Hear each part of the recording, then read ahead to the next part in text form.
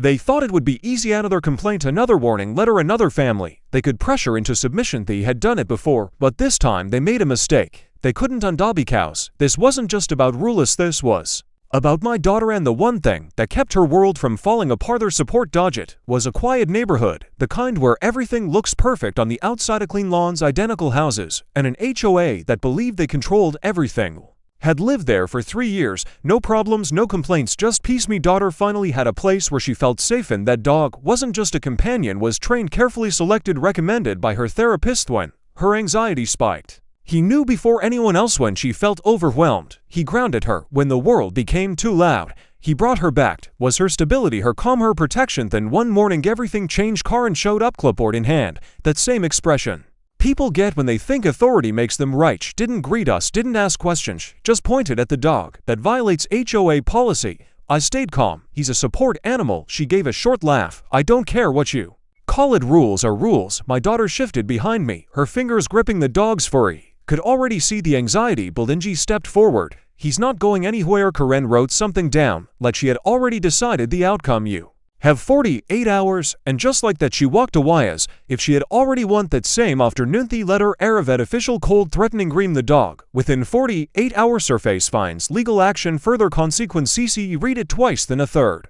time, each word more frustrating than the last. Backhouse. They didn't understand. This wasn't optional, this wasn't negotiable, this was necessary. That night my daughter sat quietly, her dog resting beside her. She looked at me, eyes filled with fear. Are they taking him away? That question hit harder than any letter ever could. He knelt beside her, looked her in the eyes, and made a promise. No one is taking him. The next morning didn't argue. I didn't panic, prepared best. I knew something.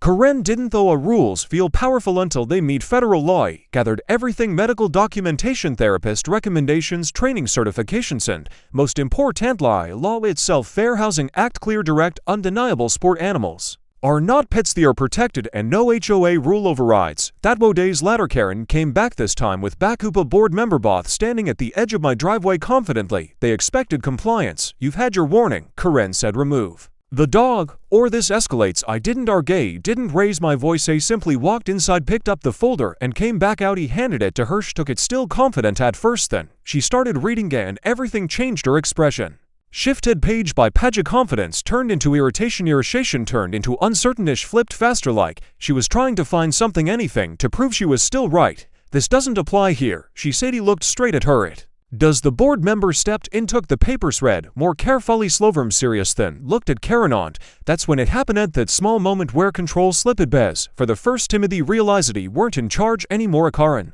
tried one last time. We enforce community standards. And that's when I said it. Federal law enforces yours. Silence, no argumento, come back, just tension. They left, but they weren't. Donnie a week later, fines started, daily penalties, warning notice as escalation.